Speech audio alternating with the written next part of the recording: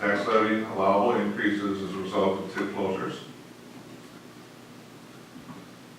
Obviously, as those dates get closer and more accurate numbers, we will update those accordingly. It's in there because it's significant numbers. Again, though, those is current capacity to levy much more than the political will of the board. Will probably make that not an issue, but if we were constrained, we would have those increases in our tax levy coming under current law. Page 5 continued. This is the way levy limit computations work. You start, You're on page 6. we're on page 5. You start in 2018 on line 13. And then there's a red number, 11,418,306. That is last year's actual tax levy. So you always have to start with the actual, wherever that ended up. That line carries up to the top in 2019 on line 1. Line 4 subtracts the prior year's adjustment for post-2005 debt that the village claimed on the levy limit worksheets, which has nothing to do with the amount of debt service we actually have. It's just what we needed to claim. That's how we have managed our capacity through our good years with some good growth from the time levy limits have been implemented, that we only claim what we need to reach our required threshold for the following year's levy. Then line 5, 11,418,306 minus the 20,000 becomes our new base number for levy limits with the state. And you add on your growth factor, 0.8%. Our new adjusted growth for 2019 is, our base number is 11,489,492. You have the ability to claim your entire post-2005 debt service needs as allowable for levy under the village levy limits. You add those numbers together, and you get $13,538,935 for this year's maximum allowable levy. Now, in future years, it just cycles through the same thing. You subtract the prior year, you add growth, which is nothing. You figure in your whatever your projected debt service schedule. But starting again with your reserve levy capacity, what we project for this year, and then factoring in the increases as defined with the 2% levy increase for operations and 5% levy increase for debt service, the rest of the schedule runs out. So you don't really have to follow the top numbers, it just runs out. And that's what diminishes levy limit capacity, is we are assuming 0% growth, but 2% increase in expenditures, basically. So under those circumstances, we can still sustain that model through the life of the plan. We won't exceed the tax levy. We will not exceed the tax levy.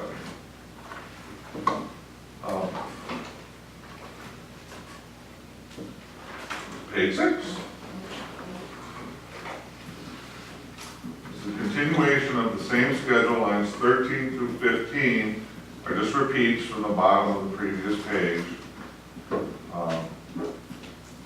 there's some more data of general interest. Lines 16 through 19 are the computations that are used to generate the moderate levy, just for illustration. Line 16 is the stabilized tax levy needed for debt service. Line 17 shows a 2% annual increase for levy for operations and capital used for planning. And added together, that on line 13 becomes the moderate levy. So that's a breakdown of how that moderate levy is identified. There's some changes from year over year for context. So that's really what's going on in 16 to 19. Lines 20 to 26 are the computations to convert total assessed value to net assessed value. And this must be done to subtract out the projected TID increment assessed values because they do not generate, because they do generate TID revenues but do not apply to the village's tax levy. So we convert those out to net, so it shows some projections of when, what we think those increments are going to be. Again, every time we get a new value, we update the base years. This schedule shows rounded values for 2019. I have actual values available now, and in the final plan, I'll update those and run those across. And again, that assumes a 2% annual growth in the projection models, and then they go blank on the years that we anticipate the TID to be closed, and that increment value is released for general levy purposes. And that's what generates, again, under state law, that extra levy capacity in the prior chart. And that's in here, right, in the forecast? Yes. Those closures, okay. Yes. Line 28 is the projected net assessed tax rate. Line 29 through 32 shows the projected changes in taxes for a $300,000 home. This still tests to be near the average value of homes in Shorewood. I verified that last year. This computation shows taxes in today's assessed value. So lines 33 through 36 show the value of pending tax relief will be generated by the TID districts due primarily to new development and other improvements within those districts. Obviously, there's some inherent increased value over time as well that we have gained the benefit of. Those are just reference numbers to show that, again, there is going to be some significant tax relief in the TIDs as they start closing. In 2021, we think that number is going to be about $527. A lot of metrics into that, what's going to happen to tax rates between now and then, what's going to happen to assessed values between now and then, what's going to happen to equalized values between now and then. But we'll update that. It's, again, just for context. Page 7, if you'd be so kind. Mr. Mazik? Yes, I need oh, to request a brief. absolutely, thank you. So let the record reflect. Thanks. See you soon. Good night, everybody. Yeah. Good night. Page 7 is the schedule of property taxes by funds. Again, all funds except for debt service use a moderate levy model with a 2% managed tax levy increase. Debt service is per schedule.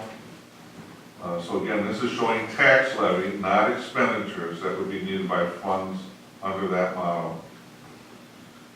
As we know, other revenue sources can sway that over time. Most funding sources are fairly stable in the village. Can you clarify just tax levy? That's not, is that the tax rate or is that just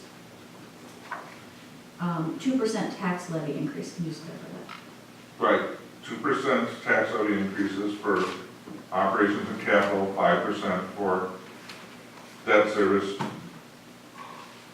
You'll notice that the change for the total levy, right below the totals, the double lines, is 2.5%, and that's the mathematical impact of 2% operations and capital, which is about 80% of the budget. Debt service is about 20%, but that's going up to 5%. You factor those together, you end up with a 2.5% total levy increase over the scope of the plan. Is that tax rate going up or is that, I don't understand tax levy. Is it, Tax levy, how much money do you need? Tax levy. so it could be based on the value going up or on the tax rate going up?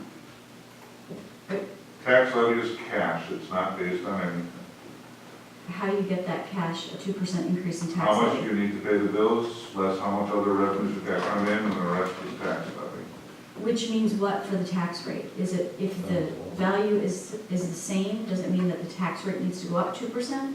Your tax, what you tax the residents? Or does it mean that? If the value is the same, your tax will go up by 2.5%, yes, thank you. So again, we show net assessed values, we show tax rates, again, embedded in here is the impact from the previous tables when it is closed on the net assessed value.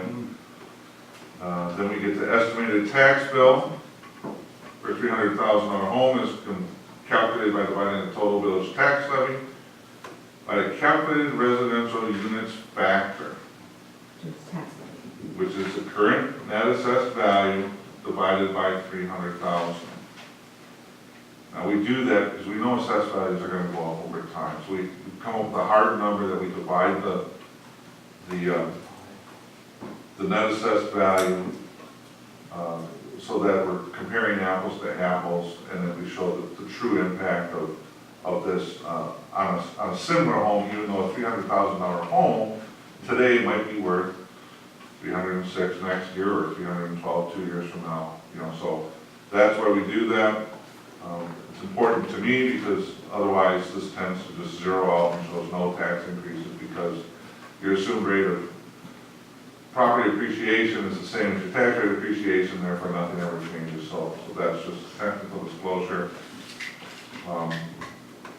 As the TIDs close, the value of those properties are converted into residential unit factors, and then the divisor that's going against the tax levy becomes a higher number, and it just properly calculates again what the impact will be on the same day's $300,000 home. Please notice that in 2022, after TID closes, the trend of adding about $60 per year to the average tax bill for village services changes to a negative 38. So that's the second line from the bottom in 2021 and 2022, which would be about a net impact of about $100 per year in tax savings due to TID closure on the village's portion. Page So eight. that's kind of a takeaway. You can kind of, Are you talking about page 8 or we're still in 7? we're in 7. Obviously, there's other taxing jurisdictions that are involved, and that's what the previous number when I started talking about $527 accumulating. This one just strictly is talking about village taxes, so that's how that number is presented here. And then you can see again the change from the prior year as it moves out over the years. You'll see some years that are less. The general trend under these assumptions, given the current state of assessed values and tax levies, is about $60 to $65 per year in using this model. So when it's less than that, that's generally speaking some sort of a tax relief. Again, in very round conceptual numbers. Can you just explain the last line? Change from previous year.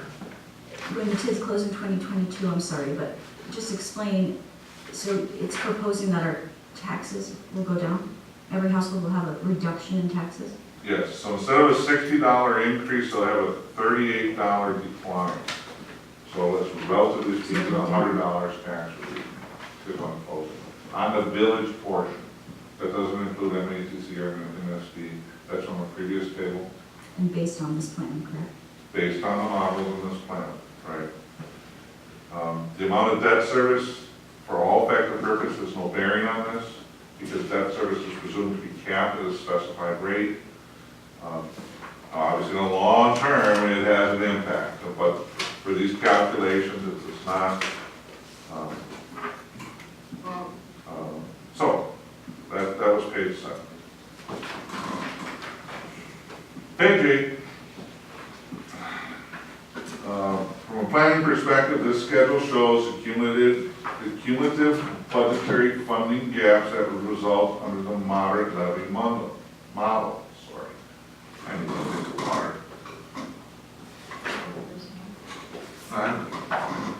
Now, these gaps occur due to the fact that expenditure needs are projected to rise faster than the other non-tax revenues in this planning model. So expenditures are all projected to generally raise at 2%, capital project per schedule, debt service per schedule, then other revenues in the general fund, library, elder services are going up at 1%, property taxes go up at 2%. The shortfall is the difference between expenditures going up at 2% and only a portion of the revenues, that's the property taxes going up at 2%. And will you rerun these for us in the future with the 0% tax levy increase rather than the 2%? No. Can we? I will not. That's not a realistic modeling number, there's no purpose. If we keep the tax levy at 0%, I don't understand why that's not realistic. Well, let's get through this budgeting cycle and you will hopefully realize that that's not realistic. So you won't run those numbers? No. That's what we get every year. I'm just not going to show you unrealistic numbers, that's just